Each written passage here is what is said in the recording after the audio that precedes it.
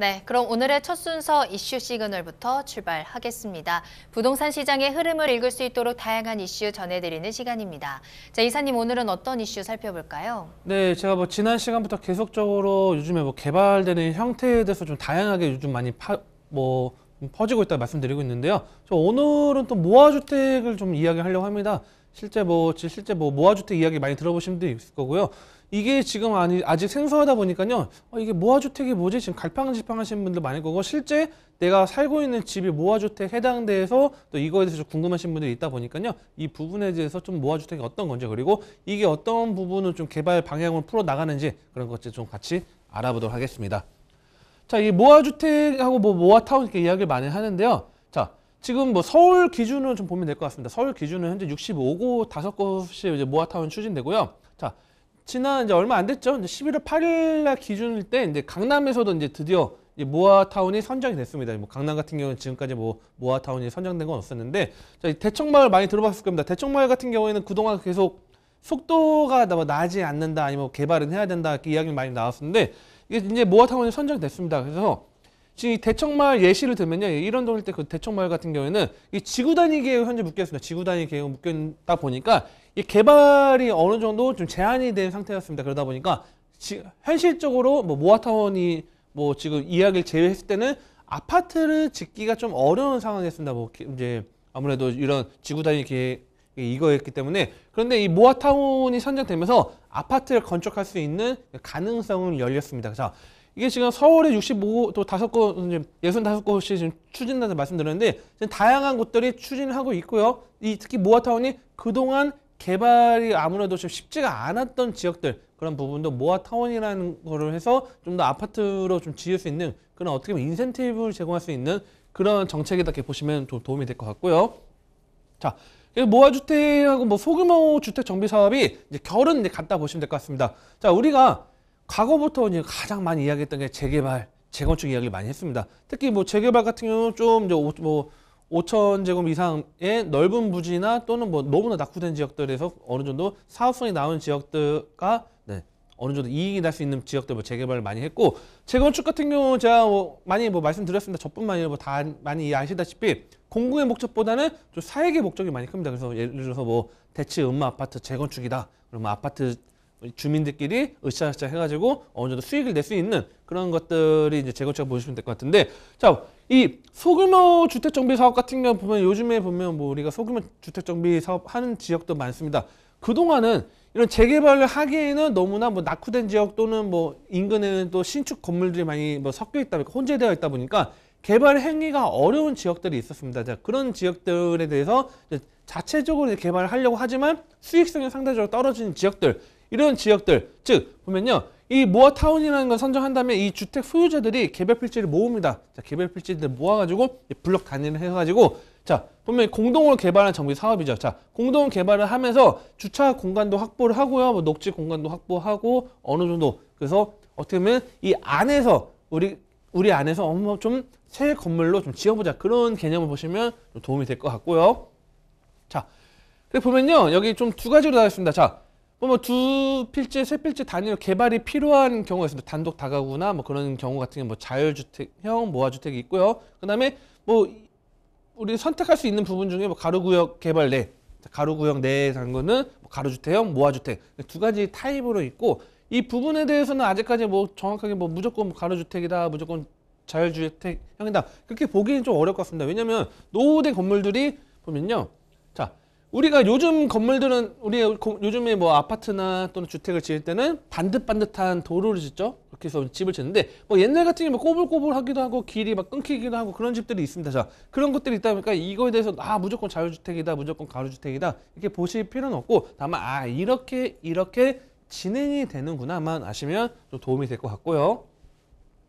자, 근데 연립주택 아파트 이렇게 나오는데, 자, 역세권이나 중고급지역 5,000제곱 미만의 개발이 필요한 경우는 소규모 재개발형 모아주택이라는 게 또 있습니다. 그래서 우리가 모아주택이면 정말 작은 필지 또는 정말 낡은 또는 되게 작은 낮은 층의 연립주택이나 아니면 다세대나 그런 것만 생각하시는 게 아니고 좀 더 넓은 부분에 진행될 수 있는 것도 있고, 자, 그 다음에 아까 기반 시설 잘 돼 있는 거, 자, 아까 말씀드린 것처럼 재개발과 재건축에 대해서는 어느 정도 정의를 내리신다 하면 재개발 노후화된 지역, 재건축은 뭐 정비는 잘 되어 있지만 뭐 우리끼리 한번 좀 더 좋은 집을 지어보자. 그게 재건축이라고 하면 이 소규모 재건축형 모아주택도 있다는 거를 좀 참고하시면 되겠습니다. 그래서 이런 다양한 정비 방법이 있기 때문에 모아주택이 그냥 작은 규모의 소규모 정비 사업이라 생각하시는 분들이 있는데 이런 식으로 소규모이지만 재개발형, 재건축형도 있다. 이런 걸 좀 참고하시면 될 것 같고요. 그래서 이제 뭐 신축과 구축이 많이 좀 섞여 있는 혼재되어 있는 지역들이 많습니다. 특히 서울을 보면요. 자, 뭐 우리가 과거에 재개발 구역으로 지정이 됐습니다. 자, 재개발 구역 지정이니까 건축 행위를 못 하다가 이 재개발이 풀리면서 개발 행위를 할 수 있는 지역들이 있었어요. 예를 들어서 뭐 어느 특정 지역들을 제가 말씀드리지 않겠지만, 자, 그래서 개발 행위가 풀릴 수 있는 지역이 됐는데, 자, 과거에 재개발 지정된 지역 같은 경우에는 또 어느 정도 시간이 되면 다시 한번 또 지정이 되고 더 노후도가 되면 개발이 되지 않을까, 그런 부분을 또 투자하시는 분들이 있다 보니까 신축 빌라 같은 경우가 재개발이 해제된 지역에 이제 우후죽순으로 들어오는 지역들이 있습니다. 자, 그런 경우 같은 경우는 나중에 향후에 지분권 바라보고서 이제 재개발 입주권 바라보면서 들어오신 분들이 있는데, 자, 이런 신축이 많아짐에 따라서 자체적인 개발 행위가 많이 이루어져 있는 지역들이 있습니다. 자, 그런 지역 같은 경우는 이제 오래된 구축 같은 주택들은 이제 개발을 하고 싶은데 옆에 인근에 신축들이 있다 보니까 어떤 지역은 신축이 있고 어떤 지역은 뭐 구축이 있다 보니까 노후도 같은 경우가 상당히 좀 개선이 어떻게 보면 본의 아니게 개선이 되다 보니까 개발 행위를 못한 지역들이 있었습니다. 자, 이런 지역들, 그래서 대규모로 재개발을 하기 어려운 지역 같은 경우에 이제 저층 주거지나 다가구 다세대를 묶어서 하는 사업이다. 이렇게 보시면 좀 도움이 될 것 같고요. 자, 그다음에 뭐 여기는 뭐 그냥 참고하시면 될 것 같습니다. 이런 것들은 이제 뭐 지금 이제 사이트에서 이제 우리가 이제 모아주택 관련된 이제 사이트에서 갖고 왔는데, 자, 그래서 뭐 아파트처럼 체계적 관리도 가능하고, 그래서 소규모 주택 정비 관리 지역을 하겠다, 뭐 이런 내용을 보시면 될 것 같고요. 자, 그래서 추진 과정이 있습니다. 자, 추진 과정 이렇게 나와 있습니다. 모아타운 선정을 해서 대상지를 공모를 합니다. 그래서 우리가 지금 언론에서 나오는 게 대상지에 선정이 됐다, 이런 기사들이 나오는 거고, 아마 최근 기사 알아보시면 64개 정도 선정이 됐는데, 제가 말씀드렸던 것처럼 여기 일대 대청마을 추가됐기 때문에 65구, 아마 제가 방송하고도 또 추가되는 지역들이 나올 수 있습니다. 그래서 하반기 기준으로 이렇게 말씀드렸고, 자, 그래서 이런 내용들이 있는데, 자, 차이점을 보면요, 사업 요건이 완화가 됐습니다. 그래서 실제 가로주택 정비 사업, 과거 이제 가로주택 정비 사업을 추진하는 분들도 있을 거고, 모아주택이라는 거 사업 설명을 듣고 모아주택이 괜찮은 것 같다 하셔서 또 이거 알아보신 분도 있을 텐데, 자, 이 가로구역 요건을 좀 완화를 시켰고요. 사업 면적을 확대했고, 이 관리 지역 내 어디든 가능한 게 이제 자유주택을 진행했고, 가장 중요한 포인트 이겁니다.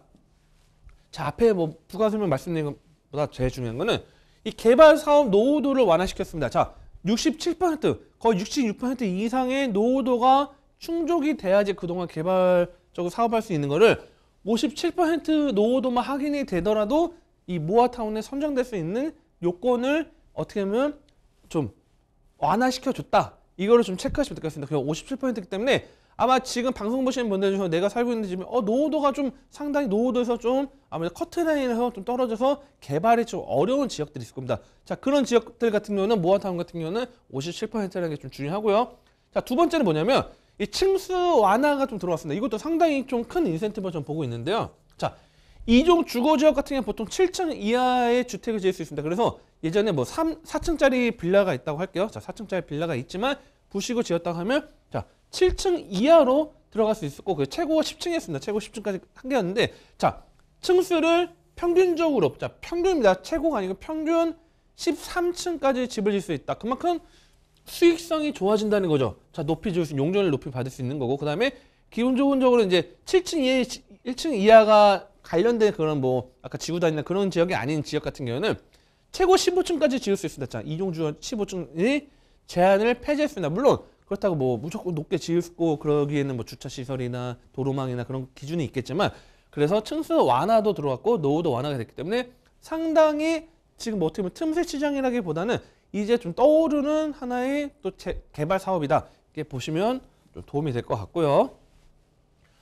자, 그래서 아마 좀뭐 궁금하신 분들은 그냥 이 화면을 그냥 사진을 한번 그냥 핸드폰을 딱 꺼내셔가지고 휴대폰 꺼내셔가지고 딱 사진 찍으시면 될 것 같습니다. 그래서 용도 지역이 만약에 상향이 들어가는 경우에도 상당히 높은 상한 용적률 적용을 해주고요. 다만 똑같습니다.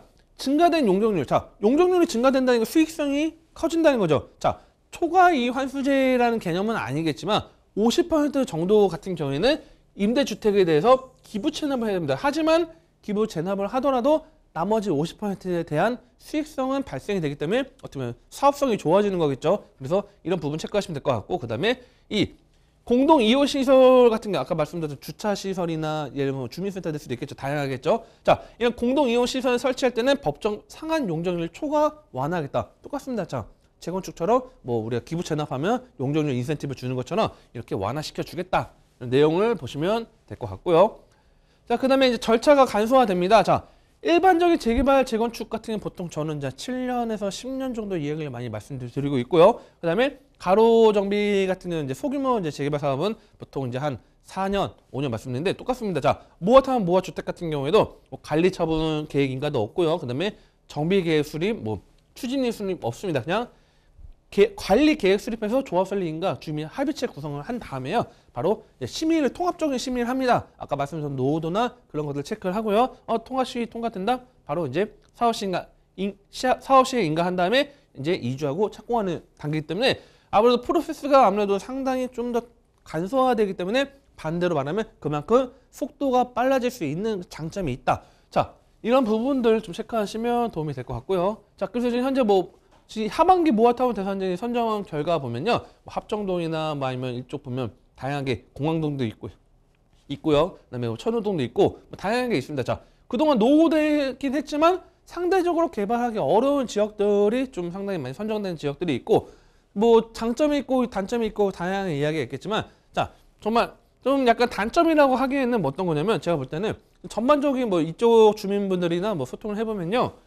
실제 모아타운은 잘 모르시는 분들 상당히 많습니다. 자, 모아타운이 이렇게 있다고 이야기를 하고 정부에서도 뭐 추진하고 있긴 하지만 상대적으로 사업 설명회가 좀 많이 부족한 것도 있다 보니까 아무래도 뭐 과거에 뭐 가로 정비 뭐 소규모 재개발이나 그런 것들 추진하는 그쪽에서는 모아타운을 추진하려 한다고 하면 이게 뭐 잘 모르다 보니까 서로 마찰이 있는 경우도 있다고 합니다. 그렇기 때문에 모아타운이라는 사업에 대해서 좀 더 알아보시고 아무래도 좀 인센티브나 그런 것들도 있고 어찌됐든 좀 개발을 아예 못하는 것보다는 어느 정도 개발을 할 수 있다고 하면 수익성이 나오기 때문에 관련된 거주지 사시는 분들은 좀 더 알아보시고 접근하시면 아무래도 내가 살고 있는 노후화된 지역 집들 뭐 아예 개발이 안 된다고 하면 좀 안타까운 부분이 있는데 풀어나갈 수 있는 방법들이 있으니까 이렇게 보시고 좀 도움이 됐으면 좋겠습니다.